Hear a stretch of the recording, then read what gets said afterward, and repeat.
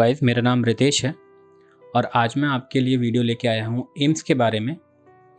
आज की वीडियो में मैं आपको बताऊंगा कि एम्स का लोकेशन क्या है, एम्स में अगर आपको ट्रीटमेंट करवाना है तो किस किस तरीके से आप ट्रीटमेंट करा सकते हैं, एम्स में क्या क्या चीज़ें अच्छी हैं, क्या चीज़ें बेहतर हो सकती हैं और क्या चीज़ें ख़राब हैं। स्ट्रेट फॉरवर्ड मैं आपको सारी चीज़ें बताऊँगा। और अगर आप किसी दूसरे स्टेट से आते हैं तो आपके पास क्या क्या ऑप्शंस हैं एम्स में इलाज करवाने के लिए। तो वीडियो को लंबी ना करते हुए स्टार्ट करते हैं। सबसे पहले मैं बताना चाहूँगा एम्स का जो लोकेशन है, अगर आप किसी दूसरे स्टेट से या बाहर से आ रहे हैं तो नई दिल्ली रेलवे स्टेशन से ये ऑलमोस्ट लगभग 10 किलोमीटर दूर है और आपको कोई भी ऑटो वाला, टैक्सी वाला या कैब वाला अगर आप कहोगे तो एम्स डायरेक्टली छोड़ देगा और वहाँ पर आप इलाज करवा सकते हैं। एम्स में आपको इलाज करवाने के लिए कहाँ जाना है, अगर आप एक न्यू पेशेंट हैं और कोई भी आपके पास रेफ़र या कोई भी ऑप्शन नहीं है तो आपको एम्स में इलाज करवाने के लिए न्यू राजकुमारी ओपीडी बिल्डिंग है जो कि अभी अभी नई बनी है कुछ साल पहले, आपको वहाँ जाना पड़ेगा और वहाँ पर आपका इलाज होगा। ये तो बात हो गई कि कहाँ पर है और आपको कहाँ पर इलाज करवाना है। अब बात करते हैं कि इसमें ट्रीटमेंट कितने तरीक़ों से हो सकता है। तो इसमें लगभग 4 तरीके हैं जिसके थ्रू आपका ट्रीटमेंट होता है। एक तो है इमरजेंसी वो सर्विस है यहाँ पर कि आपातकाल में अगर किसी का एक्सीडेंट हो जाता है या किसी की सिचुएशन बहुत ही ख़राब, बहुत ही क्रिटिकल है और वो डायरेक्टली किसी को हार्ट अटैक आ गया या कुछ ऐसा होता है और डायरेक्टली वो एम्स के इमरजेंसी में जाते हैं तो वहाँ पे उनका डायग्नोस होता है और तुरंत ही उन्हें इमरजेंसी वार्ड में शिफ्ट करके इलाज स्टार्ट कर दिया जाता है। बट इसमें भी 3 कैटेगरीज होती हैं। एक तो वो होती हैं जिसमें वहाँ पे डायग्नोस करने के बाद अगर उन्हें पता चलता है कि ये पेशेंट अभी उतना क्रिटिकल नहीं है, नॉर्मल तरीके से इसका इलाज हो सकता है, तो वो येलो या ग्रीन एक हाथ में बांधने के लिए देते हैं पट्टी और उसके हाथ में लगा के उसे अंदर डाल देते हैं ताकि जो भी उसको डॉक्टर टेक केयर करेगा, जो भी डॉक्टर आगे ट्रीटमेंट करेगा वो देख के पता कर सकता है कि ये कितना क्रिटिकल है। अगर उसके हाथ में ग्रीन कलर का टेप लगा हुआ है तो मतलब वो कम क्रिटिकल है, अगर येलो है तो थोड़ा सा ज़्यादा है और रेड है तो उसे तुरंत ही इलाज की ज़रूरत है। ये वहाँ पर ऐसी चीज़ें होती हैं। ग्रीन है या नहीं ये कंफर्म नहीं, बट येलो एंड रेड होता है वहाँ पर। ओके, सेकंड ऑप्शन है कि अगर आपके पास ऑनलाइन अपॉइंटमेंट है। ऑनलाइन अपॉइंटमेंट मतलब आप गवर्नमेंट की जो इनकी वेबसाइट है आप वहाँ पे जा कर के ऑनलाइन अपॉइंटमेंट चेक कर सकते हैं। अगर आपको उस डेट का मिल जाता है तो आप वहाँ से ऑनलाइन अपॉइंटमेंट ले करके डायरेक्टली यहाँ पर विज़िट कर सकते हैं एम्स हॉस्पिटल में। मैं तरीका बताऊँगा डायरेक्टली कैसे आकर के क्या करना है आगे वाले दूसरे प्रोसेस में, वो लगभग सेम होता है। आप आकर के विज़िट कर सकते हैं और वहाँ पे आपको जो है डॉक्टर का अपॉइंटमेंट मिल जाएगा और आप उस टाइम पे उस लोकेशन पे जा कर के एम्स के अंदर उस डॉक्टर से ट्रीटमेंट ले सकते हैं। लेकिन ऑनलाइन ट्रीटमेंट में जो सर्विसेज होती हैं, अगर आप एम्स का इलाज एम्स के लिए ऑनलाइन अपॉइंटमेंट के लिए देख रहे हैं तो बहुत ही रेयर है कि आपको ऑनलाइन अपॉइंटमेंट मिलेगा ओपीडी सर्विसेज के लिए, बिकॉज वहाँ भीड़ बहुत है और इनका ऑनलाइन सर्विस मुझे तो नहीं लगता पिछले 3-4 महीने से काम कर रहा है, कुछ एक डिपार्टमेंट्स को छोड़ दिया जाए तो ऑनलाइन अपॉइंटमेंट पे तो मैं नहीं कहूँगा आपको ट्रस्ट करने के लिए, क्योंकि ये बहुत रेयर है कि काम करता है और कुछ एक डिपार्टमेंट है जहाँ पर ये बिल्कुल भी काम नहीं करता है।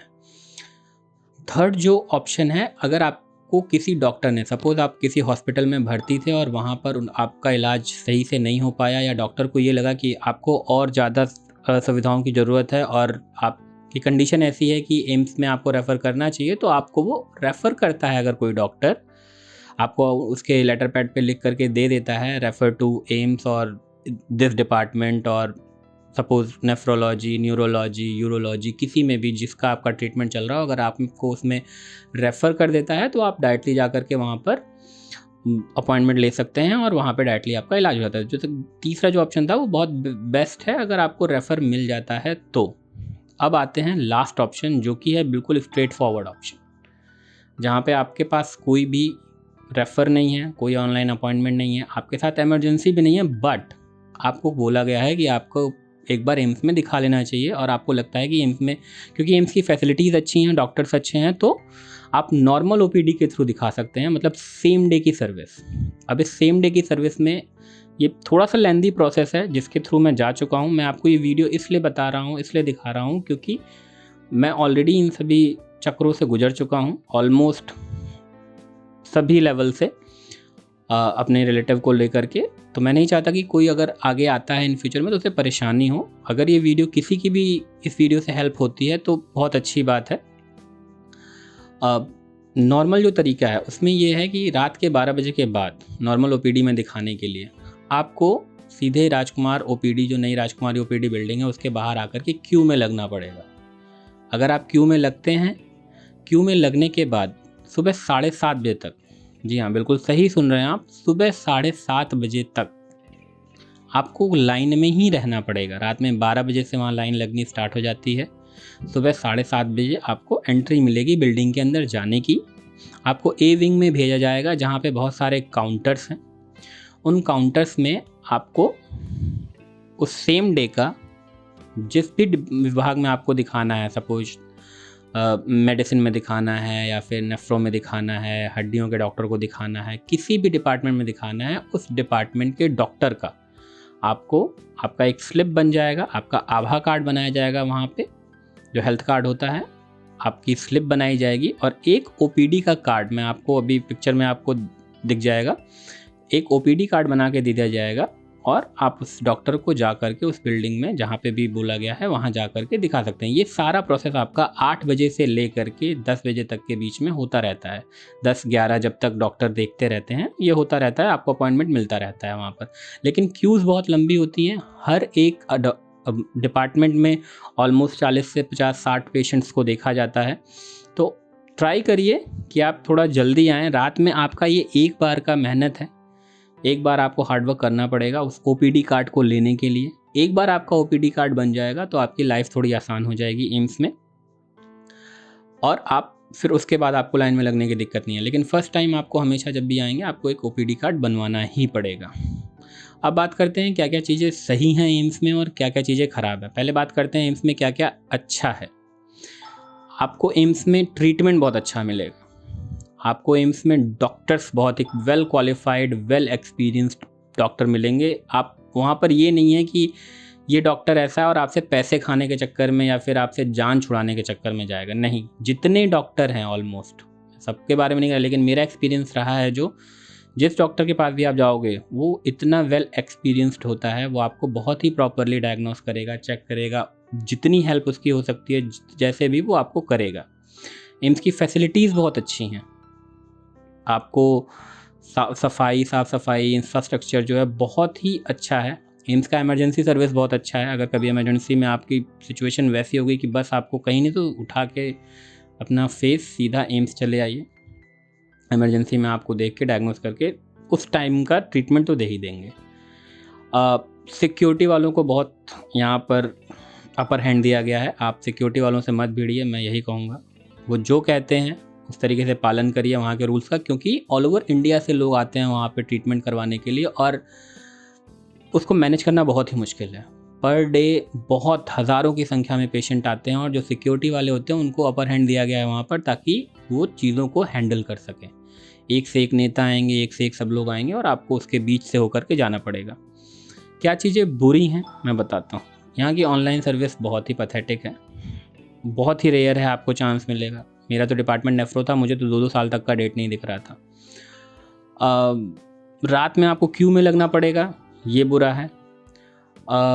हर डिपार्टमेंट में केवल 40 से 50-60 पेशेंट्स को देखते हैं, ये बुरा है, क्योंकि भीड़ इतनी ज़्यादा है और लोग चाहते हैं कि सेम डे दिख जाएं, बट सिचुएशन ऐसी होती है कि 40, 50, 60 पीछे लंबी लाइन हज़ारों की लगी होती है और आपका नंबर नहीं आता तो दूसरे दिन भी आपको सेम तरीके से जाना पड़ता है। अगर आपको अपॉइंटमेंट नहीं मिल रहा है तो कुछ एक ऐसे डिपार्टमेंट जहाँ सालों तक अपॉइंटमेंट अवेलेबल नहीं है, जैसे एम्स में नेफ्रो है, बहुत ही रेयर मिलता है आपको अपॉइंटमेंट। डॉक्टर से डायरेक्टली कंसल्ट हो जाए या फिर कोई आपका जुगाड़ हो तो उससे मिल जाएगा, अदरवाइज़ बहुत रेयर है। सबसे बुरी जो पैथेटिक सर्विस है एम्स की वो है टेस्ट। सपोज़ आपको कोई टेस्ट कराना है, उसके लिए भी आपको एक डेट मिलेगी लगभग 10, 15, 20 दिन। और अगर कोई अल्ट्रासाउंड, रेडियो कुछ करवाना है, अल्ट्रासाउंड वगैरह करवाना है तो आप भूल जाइए। अगर आप डेथ पे भी हैं, सिचुएशन आपकी ऐसी क्रिटिकल भी है, तो आपको वो 7 महीने 8 महीने की डेट देंगे। सिचुएशन हमारे साथ हुई है। हमारे पेशेंट का अल्ट्रासाउंड होना था किडनी का, किडनी से रिलेटेड कोई अल्ट्रासाउंड था और क्रिटिकल कंडीशन थी, दोनों किडनी ऑलमोस्ट डेड थी।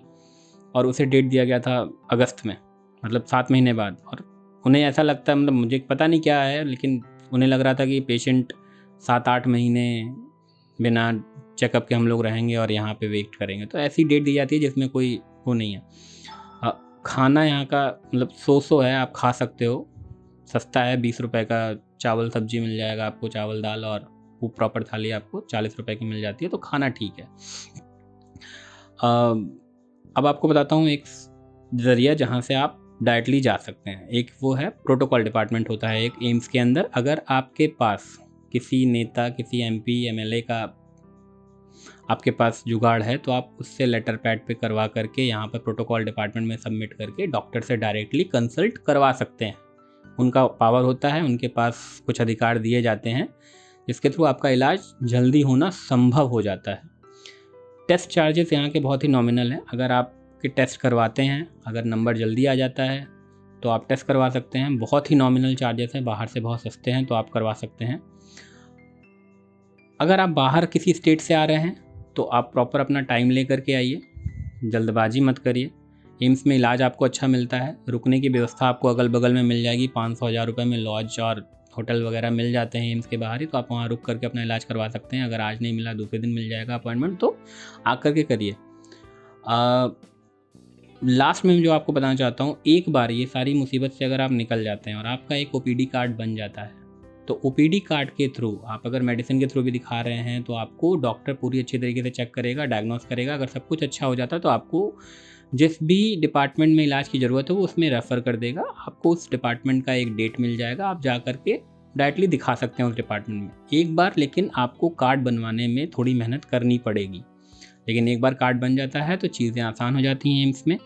एम्स में आपको भी बहुत अच्छा ट्रीटमेंट मिलेगा। तो यही इन्फॉर्मेशन मैं देना चाहता था, और अगर ये इन्फॉर्मेशन आपके लिए हेल्पफुल है तो प्लीज़ मेरे वीडियो को शेयर करिएगा ताकि कुछ और लोगों की मदद हो सके और लोग यहाँ पर आकर के परेशान ना हों। यही मेरा मोटिव है और कुछ नहीं।